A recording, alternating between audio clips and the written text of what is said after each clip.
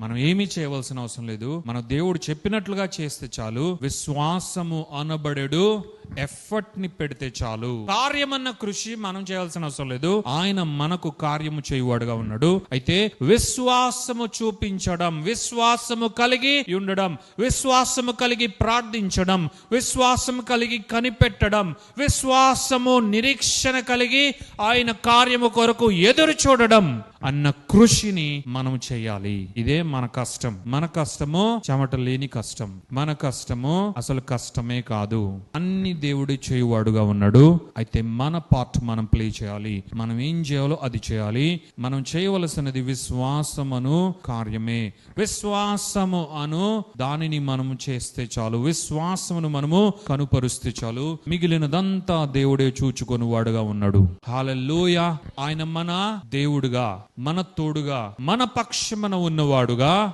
రక్షించి విమోచించి నిత్య జీవాన్ని మనకు అనుగ్రహించి ఆయన కబంధ హస్తములలో మనల్ని బంధించిన వాడై ఉన్నాడు. ఆయన కౌగిలిలో మనల్ని దాచి పెట్టుకున్న వాడై ఉన్నాడు మన యేసుక్రీస్తు. హల్లెలూయా. అందుకే ఆయన మన మంచి కాపరి. అందుకే ఆయన మన ప్రధాన కాపరి.